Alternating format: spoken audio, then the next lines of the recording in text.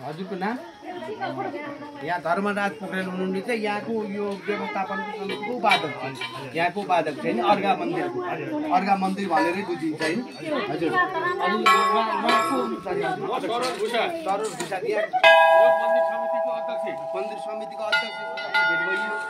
सञ्चालक समिति राम्रो ठेकदार पर्नुभयो भने 4-5 महिना क्लियर हुन्छ। राम्रै यो सफा हुनु बढानी निर्माण कार्य सक्छ भएपछि हजुर। अनि यहाँ हुन्छ। अहिले हामी पुनर्निर्माणको क्रममा छौँ हजुर। यो निर्माण कार्य चाहिँ अब टेन्डर स्वीकृति भएको छ हजुर। अब यो कतिको टेन्डर परिरहेको छ अहिले 1,07,00,000 माथि केन्द्रदेखि केन्द्रदेखि हो पुरातत्व विभाग पुरातत्व विभागबाट हजुर। राम्रो भवन सम्पन्न गर्नको लागि यही भवन सम्पन्न गर्नको लागि यो पौराणिक मन्दिर आधारमै बन्छ कि पुरानो उही जे थियो 1200 वर्ष पहिला बनेको जे थियो त्यही बन्छ। जे थियो त्यही बन्छ, जस्तो थियो त्यस्तै, जस्ताको तस्तै। यसको फोटोहरू डालपुरहरू होला नि? सब छ सब छ उस्तै बन्छ। ठेकदार राम्रो पर्यो नि 4 महिना अन्तर्गतमा भ्याउनी छ, भ्याउनी लक्ष्य छ। योहरू बजाउँदै छौ यी यो चाहिँ पुरा राम्रो छ होइन। यसको वरिपरि अब उहाँहरूले बनाउने भनेको दरबार हाम्रो भित्रमा संरक्षण गर्छु भनेको मन्दिर यही हो। अन्तर्गत बनेर छ राजाहरू बस्ने अघिका पुराना राजाहरू बस्ने अगाका राजा बस्ने दरबार रहेछ यो मन्दिर हो होइन। यो मन्दिर अन्तर्गत पनि यो राम्रो त्यहाँनिर छ नि त फोहोर छ। तर 4 महिनापछि हामीले क्लियर र जस्ताको तस्तै त भन्नुभएको छ। ठेकदार राम्रो पर्यो भन्नुभएको छ। अब ठेकदार के कसरी पर्ने हो त्यो अब समयले बताउँदा निकट समयमा फेरि पनि आउला। यहाँ बुवाले पनि कस्तोसँग चाहिँ सफा गर्न लाग्नु त भएको छ। तर यहाँको सफाइले 4 महिना अन्तर्गत भइएला जस्तो पनि लाग्छ है। यहाँ अगाडि यो के रहेछ यो पौवा? यो पौवा यो राजाहरू बस्ने पुरानो पौवा यो पनि बनाउने हो नयाँ चाहिँ बनाउने हो? नयाँ बनेको। ए ठिक छ ठिक छ। यो के रहेछ? टावर एनसिएलको टावर हो। यो एनसिएलको टावर यो पिउने पानी पनि खुब राम्रो शुद्ध प्रशुद्धित राखेर टङ्कीबाट आएर फिल्टरको पानी जतिखेर पनि पिउन पाइँदैछ कि। ए पूजा गर्ने मान्छेलाई हात धुने सब सरसफाइ गरेर जाने। आऊ यो प्रवेशबाट बाहिर निक्लने एरिया होइन। यो सिँढी यहाँनिर राम्रो देखियो छैन अरे। यहाँ अगाडि सरसफाइ रहेछ तर भित्र भने ठेकदारले पछि गरेपछि भन्नुभएको छ होइन। त्यो परेवाको दिशा मात्रै हो, अरू केही होइन। परेवाको दिशा मात्रै हो, त्यस्तो होइन। यहाँ परेवाको दिशा मात्रै हो, माथितिर देखिएको परेवाको दिशा मात्रै थियो। अनि यो पिपलको बुटो रहेछ। यहाँनिर मन्दिर रहेछ भाइ। यो के मन्दिर होला? यो त्यो त उहाँहरूलाई नि यो पुरानो होला, पुरानो मन्दिर होला होइन? हजुर।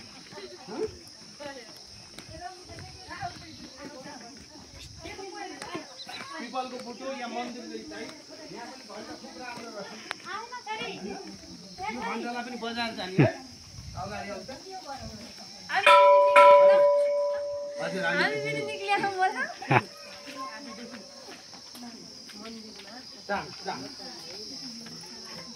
यहाँ फुटेका तिहार आएको होला निश्चय पनि।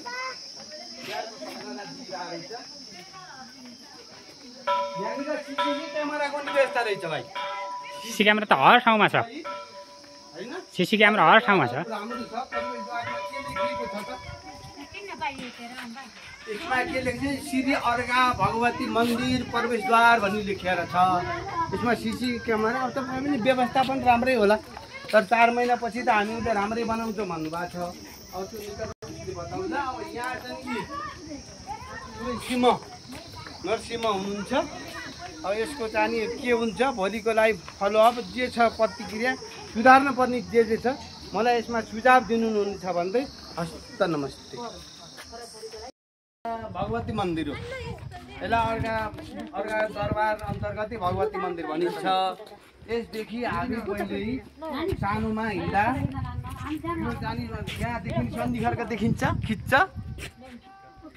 खिच्छ यो हामीले बजार गर्ने हो। सन्धिखर्कको खिच्छ। सन्धिखर्क हुँदै यहाँ कबिरा हुँदै हामी यो डिबार्ना हुँदै कालडुङ्गा भन्ने ठाउँ थियो। अहिले रक गार्डन भनेर राखेको छ। त्यसपछि यस जालकाँडा भन्ने ठाउँ आउँछ। जालकाँडा हुँदै हामी खन मैदान हुँदै लुटीपोखरी खनदहको पल्लो भागमा खनदह पर्छ। ओल्लो खनदहको भागलाई यता खिच्दै खनको भागलाई मालारानी मन्दिर अथवा त्यहाँ मालारानी गाउँपालिकाको घर पनि छ। त्यो बिल्डिङले थोरै उसले छेकेको छ त्यो जङ्गलले। त्यो जङ्गलको पछाडि त्यहाँ गएर त्यो मन्दिर त्यो गाउँपालिकाको कार्यालय छ। त्यो हुँदै अगाडि लागिसकेपछि यो घेराभिर भन्ने खिच्छ। यो घेराभिर पर्छ। यो घेराभिरमा यो लोकमुलुक गिद्ध प्रजातिको यहाँ चाहिँ यो वासस्थान छ र यहाँबाट सालमा एक गुणहरू लगाएर 2-4 जोडी गिद्धहरू पनि यसबाट चाहिँ तयार गर्छ। यो विश्वकै लोकमुलुक गिद्धको संरक्षण एरिया अन्तर्गतै पर्छ। यसलाई समग्रमा देखाउँदा यो अर्कै सबभन्दा राम्रो र भयङ्कर अप्ठ्यारो भिड पनि पहिले भनिन्थ्यो। त्यसको काखतिर गएपछि त्यहाँ टिमुर खेती पनि हुन्छ होइन।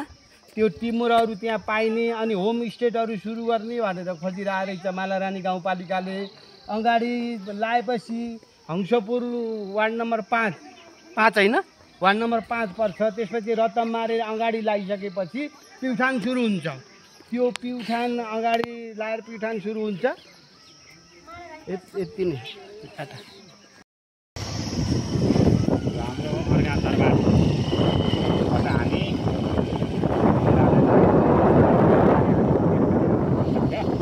सन्धि खर्का जाँदैछौँ हामी।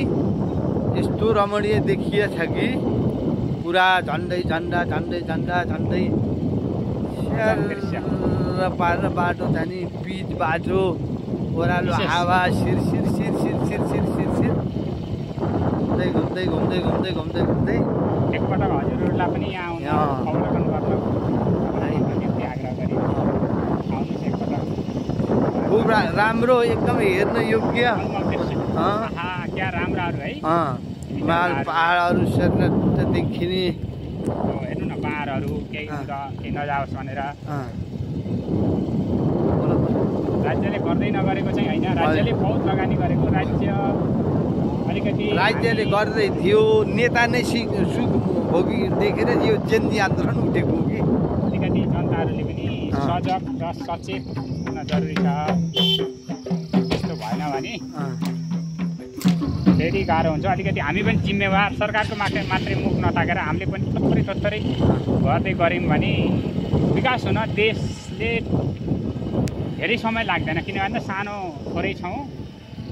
हामीलाई सुनको कसौरा भन्छ। हामीसँग नभएको केही पनि छैन। हामीसँग भनेको राम्रो नभएको आम पब्लिक सरकारको मात्रै मुख ताक्ने प्रवृत्ति नै हाम्रो सबैभन्दा गलत। हामी पछाडि पर्नुको कारण हामीले सबैले 1 रुपियाँ 100 रुपियाँ गर्ने के भन्छ त्यस्तै गऱ्यौँ भने थोरै राज्यको मुख ताकेर पैसा लिने भन्दा राज्यलाई थोरै सेवा गरियो भने यी बाटाहरू हाम्रै हुन्। यी झन्डाहरू लगायो कति राम्रो लगानी भएको छ।